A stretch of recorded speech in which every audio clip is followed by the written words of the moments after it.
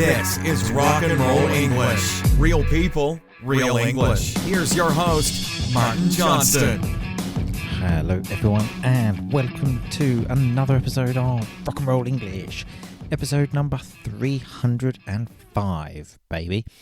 And in today's episode we have possibly the most interesting and informative podcast that we've ever had on Rock and Roll English. Now, I don't think it's difficult to win that prize because I don't think episodes of Rock and Roll English are particularly informative. You don't learn much about life in general, do you? Listening to a couple of friends talking about poos and everything else. But today's episode is, I believe, informative because we have an extremely special guest, the most special of special guests, also the youngest guest we've ever had. And the name of this special guest is Toddler RnR. That's right, my daughter, whose name obviously is not actually Toddler RnR. Imagine that on a birth certificate. Her name is actually Lara. Okay, I'm telling you that because you will hear that, I think, a few times on this episode. So, some background information about Lara. She comes from a wonderful family. Her father is one of the most intelligent people in the world. Okay, so jokes aside, she is not even 2.5 yet. Okay, many of my friends and family seem to think she's like 4 now because she has a younger brother, but she's actually pretty young herself. I mean, when you're not even 2.5, I think it's fairly safe to say that you're pretty young. So obviously Lara and I do not have a flowing 20-minute conversation which you're used to hearing here on Rock and Roll English. As you can imagine, I don't talk to her in the same way that I talk to Boom Boom Cannon, for example. Now, I've been wanting to do this experiment for a while now. So sometimes when we're sitting at home, I just switch on the voice recorder of my phone and see what comes out. Obviously, I have taken the audio from some videos that I've made as well because she is obviously still learning to talk. She can talk. She communicates well in English and Italian because obviously she speaks to Mrs. RnR in Italian. She speaks to me in English. One parent, one language is the thing we're following in case anyone's interested. But obviously she is still learning how to talk both of those languages. And I think we can learn a lot from the way children learn languages, as generally pretty much all children become expert speakers and listeners in their languages, don't they? So in today's episode, we are going to take a really close and detailed look at what exactly is happening. Obviously, we're focusing on English. It wouldn't make much sense for me to do this in Italian. Also, Toddler RnR never speaks to me in Italian. So we are focusing on English, and here is what we're going to do. I'm going to play quick snippets of various different conversations I've had with Lara. So when I say snippets, I mean short parts of the recording, like 10 seconds, 20 seconds, etc. Then we will analyse that 10-20 seconds to see what's going on. Are you ready? Let's go. So before I play these recordings, I'm going to try and give you some context. Otherwise, it will be impossible to understand what's happening. So in this first recording, you need to know the word nappy. Okay? Nappy is, let's say, underwear for babies. In America, they actually say diaper, written diaper, which many people make a mistake with in the pronunciation because they say diaper or something like that. And the reason is because you are confused by the spelling. But anyway, in the UK, if you say diaper, people will look at you in a very strange way because we say nappy. Okay, so remember that, and let's listen to this recording. Shall I get a nappy? A nappy for what? Yeah. For me? You're going to get a nappy for me? Daddy, I'm going to get a nappy. No, you don't need to get a nappy.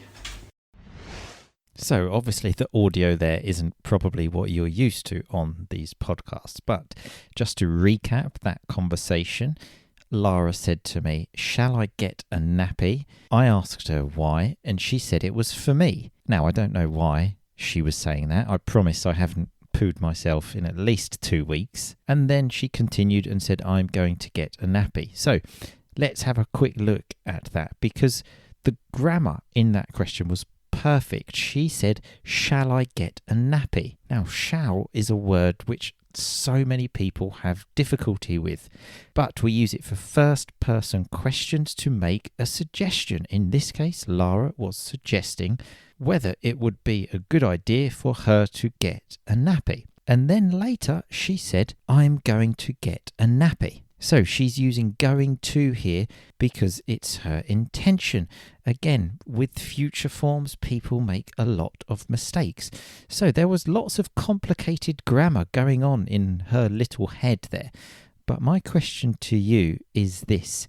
Do you think she thought of those grammar rules? Do you think she thought, okay, I need to use shall because this is a suggestion, an offer, and I need to use going to because this is an intention? Obviously, the answer to that question is no. So how does she use this grammar so well? The answer is because she listens. Because what we do, we listen and then we repeat. Because once you can hear the language well, once you have unblocked your ears, you naturally repeat what other people say. Copying people is what we do as humans. That is how culture is formed. But anyway, let's listen to that again. And also notice when she says going to get a nappy, she kind of forgets the word to. We will look at that later. But let's just have another listen to that. Shall I get a nappy? A nappy for what? Yeah. For me? You're going to get a nappy for me? Daddy, I'm going to get a nappy. No, you don't need to get a nappy. So there is an example of her really good grammar. But now let's look at an example of not so good grammar. Now, in this example, just to tell you 2 key words. Number 1 is the word rabbit, and number 2 is the word nanny, which in the UK we use for grandmother. Okay, so let's listen. It's your little rabbit. Yeah. Nanny bought it for you. Nanny bought it for your rabbit. Nanny bought it, did she? So 2 things to note there. The first is the way she says rabbit. So if you say that correctly, that has a t sound at the end, rabbit. But what she says is rabbit, because again, she is copying what she sees people do. And that's a very common thing to do in the UK, drop your T's. And the second thing, I'm sure you noticed, the past of the verb buy is normally bought, and she said buyed. So there obviously is some grammatical stuff happening in that little head of hers, because obviously she knows the past of the verbs. The way to make them is add ed, like arrive, arrived, walk, walked, for example. So her little brain is saying, okay, so we have buy, so the past must be buyed, which is obviously not correct. But again, my question to you is, do you think she will be making this mistake in a year or 2? I would say no. And how is she going to solve it again? Just from listening. Because I didn't say to her, no, that's not correct. I did say, oh, Nanny bought it. And sooner or later, that listening, what goes into her head, will come out of her mouth. So let's just listen to that clip again. It's your little rabbit. Yeah. Nanny bought it for you. Nanny bought it for your rabbit. Nanny bought it, did she? But she has kind of grasped these irregular verbs. Have a listen to this. This involves a chat about a tortoise. You know, the thing similar to a turtle? I don't know the difference. So let's have a listen to this one. And when you listen, try to understand which irregular verbs she uses. I got one tortoise. You got one tortoise. Where's your tortoise? I found it. Oh, wow, you found it. Did you see a real tortoise the other day? Did you pick up a tortoise at Mary's house? I did see a real tortoise. Yeah. Yep. What about doggy? Did you see a doggy? Yeah, I saw the black doggy. Yeah. So you may have noticed there she said, I got a tortoise. And then she said, I found it. And she also said, I saw a black doggy. Just before that, she did have a little bit of difficulty. She said, I did see a real tortoise. Now, I think she's a bit confused by that. Did. Lots of people are. So again, it's just the natural process that even children go through. So if you have difficulty with that, it's a totally normal thing to happen. But as you can see, she is almost there and she has almost got it. So let's just listen to that really quickly one more time. I got one tortoise. You got one tortoise. Where's your tortoise? I found it. Oh, wow, you found it. Did you see a real tortoise the other day? Did you pick up a tortoise at Mary's house? I did see a real tortoise. Yeah. Yep. What about doggy? Did you see a doggy? Yeah, I saw the black doggy. Yeah. So we've had a quick look at grammar. So now let's move on to sounds and the way she speaks. We've already had a quick look at how she dropped the T in the word rabbit, which she said rabbit. So see if you can guess what she says in this recording. I'm not going to give you any context, just see if you can understand. Do you want cop? Do you want cop? Do you want cop? Do you want cop, Daddy? So there she was saying, do you want a cup, Daddy? A cup to drink out of, obviously. But notice the way she said, do you? She was saying, do you want a cup, Daddy? Now that is something very complicated because those words, do you, when they are together and said really quick, they merge into one sound and just become do. Let's listen again. Do you want cop? Do you want cop? Do you want cop? Do you want a cup, Daddy? So this next one is very interesting. I had a banana in my hand and I asked her what it was. So let's hear what she says. What is that? It's Nana. What is it? It's Nana. Eating.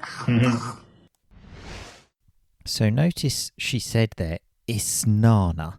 So there are actually lots of things going on there. The first is she doesn't say it's with the t. She loses that and says is. And then she doesn't say for it's a banana because that sound is so soft that she doesn't even hear it. At this point, she probably can't hear it. And the first syllable of banana, again, is so soft, it's actually called a schwa, the most important and common sound in the English language, which she hasn't actually registered yet. But let's just listen to that little snippet again and notice how she says isnana. What is that? It's Nana. What is it? It's Nana. Eating. So something interesting is that video, that recording was actually from 6 months ago. It was from January, which for us doesn't seem like a long time, but obviously if you're not even 2.5 yet, that is quite a long time ago. And this same thing that she was doing, she also did with the word computer, because the beginning of that word, it's not computer, it's computer. So it just has that really soft sound again. So let's listen to how she said this one as well. 6 months ago. What is this? What is it? Daddy's Peter. Ah, yeah. There's Peter upstairs. Upstairs? There's Peter upstairs. Okay. So if you didn't hear, that was quite difficult to understand, that recording. She was saying Lara's pewter because, again, she wasn't hearing that first very soft sound of computer. So let's listen to just that one phrase again. There's Peter upstairs. So apparently Lara's pewter is upstairs. Well, it was 6 months ago, but let's listen to how she says the word computer now. This was me talking to her and asking her what I use when I work. What does he use to do work? Uses the... Computer. Computer. Clever girl. So now, as you can hear, she has got that word absolutely perfect. She can hear it. She gets the stress right with the stress on the second syllable. She says computer. Let's listen again. Computer. Computer. So notice how I slowed down the audio in the second time there, and notice how much clearer you heard the emphasis on the second syllable. Let's listen again. Computer. So that's the benefit of slowing speech down. We can hear these small details so much clearer. So anyway, as you can see, it seems her speaking has got better because in the last 6 months she has learned how to correctly say the word computer.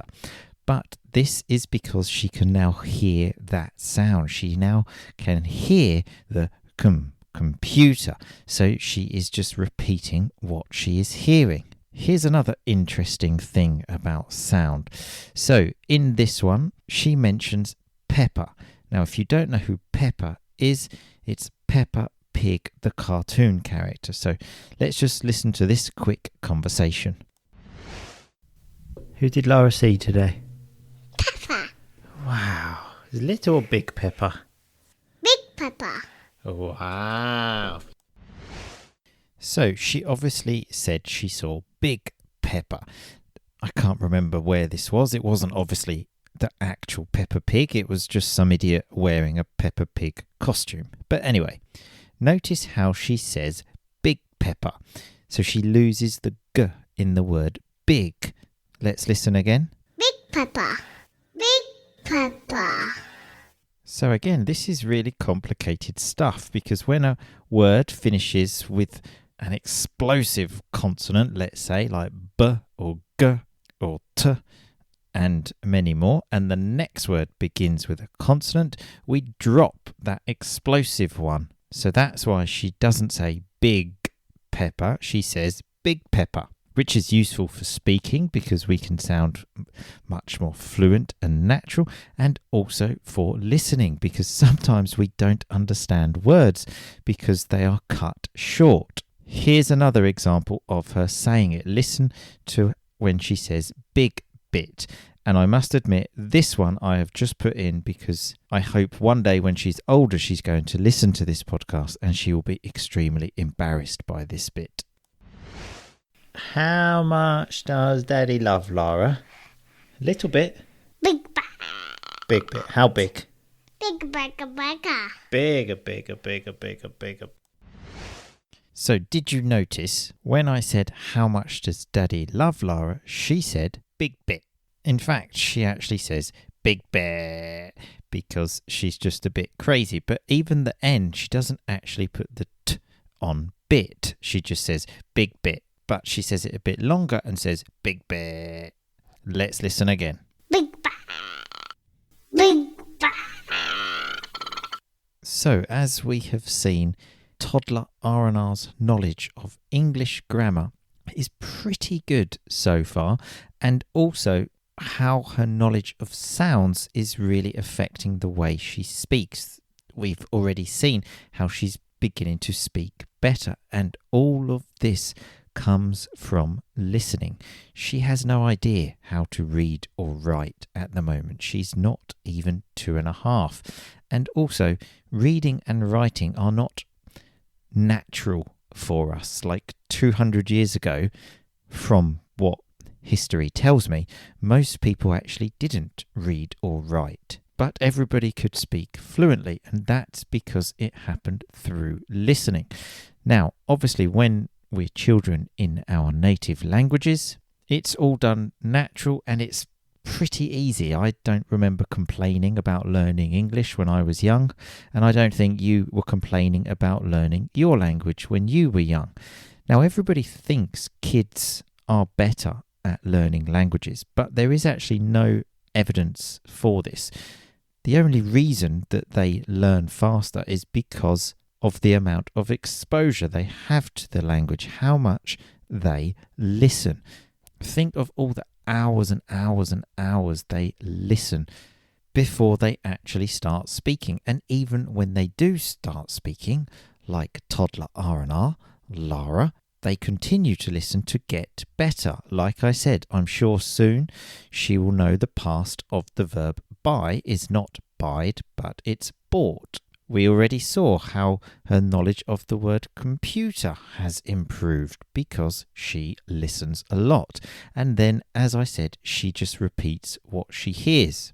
And she's also able to understand very well, because her understanding has not been influenced by reading and writing. This is what causes problems in English, because like the word diaper, for example, that I used earlier, you see how that's written, and then when you hear it spoken, it's said in a different way, and that can be confusing. And how words, when they come together, they change, like do you becomes do.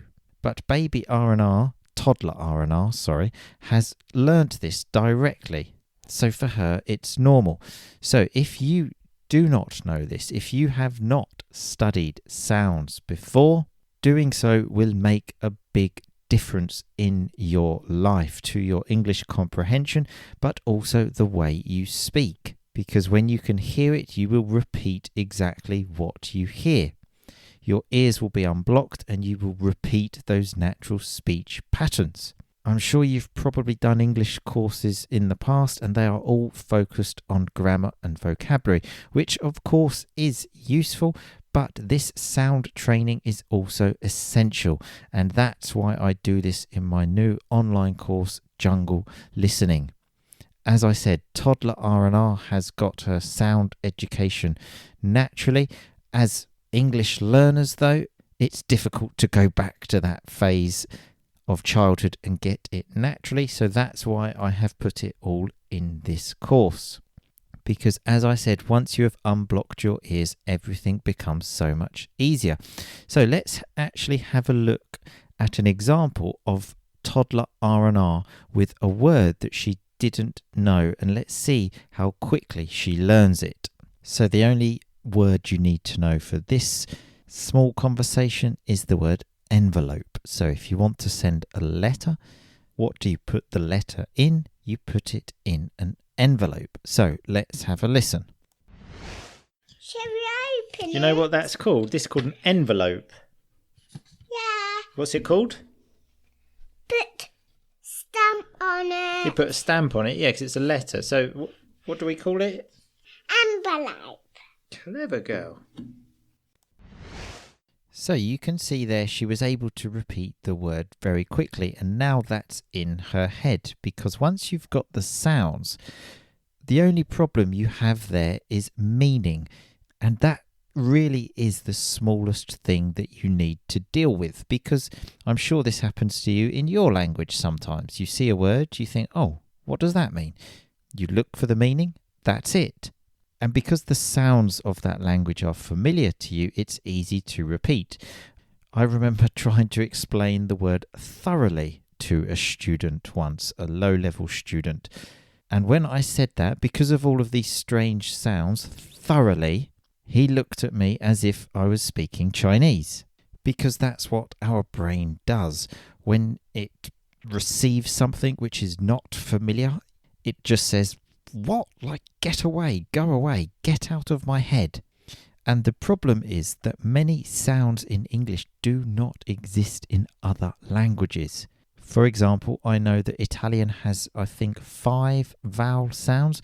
English has 22, I believe, maybe 24. So not knowing these sounds causes problems in the way we speak, but also the way we understand, because your body, let's say your mind, your ears are not comfortable with these sounds, and sometimes they just literally go in one ear and they come out of the other. So I cannot stress enough how important it is to do this sound training in English. This will be the thing that makes you take that big jump. You are at least an intermediate speaker of English, and very often what happens around intermediate, upper intermediate, is you then remain the same level for a very, very, very, very long time. But believe me, what you need to make the jump up to the next level is some sound training. Now, as I said, I do this in my course, Jungle Listening. This is what the whole course is, looking at sounds, breaking them down, slowing down audio so we get familiar with them, so that by the end of it you have the same sound training as Toddler RnR has. Now, the course is actually selling for the lowest price it will ever sell at the moment, and it will remain at this low price only until tomorrow.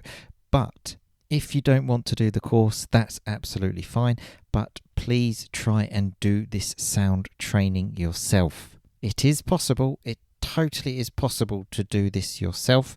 It's just a lot more work. Obviously, to go and find all of the sounds, study the sounds, study how syllables work so you understand the music and the rhythm, connected speech to see how words change, and then speed training so that your ears can deal with the fast speed of English, because this is the natural way to learn languages. As I said, this is the primal response we have to languages. We were not made to read and write. That's a new thing. We listen and then speak. But remember, in listening, words do not exist, only sounds and syllables. So in order to understand every word, you need to study these sounds and syllables. And then once you can hear every word, believe me, things will start to change. Anyway, I hope you have enjoyed this podcast with Toddler RnR. Please let me know. Please give me some feedback. I can do some more of these podcasts in the future if you liked them. If you liked it. I will speak to you all very soon. Remember, the link to my online course is in the podcast you are listening to, so just hit stop now, click that link and just read some more information about the course. I am so passionate about this because I am sure that it is going to help you and completely change the way you hear English forever. As I said, this is the difference. Other courses teach you vocabulary and grammar. Very useful, yes, although sometimes, very often, you completely forget that vocabulary and grammar. But this course will change the way you hear and understand English forever. So then you will be able to improve your English in a much more natural way, like Toddler RnR. Anyway, it's been a pleasure. Thanks for listening. I will talk to you all soon, but in the meantime, just keep on rocking, baby. Thanks so much for listening to Rock and Roll English. For more great content and to stay up to date, visit rockandrollenglish.com and facebook.com/rockandrollenglish. We'll catch you next time.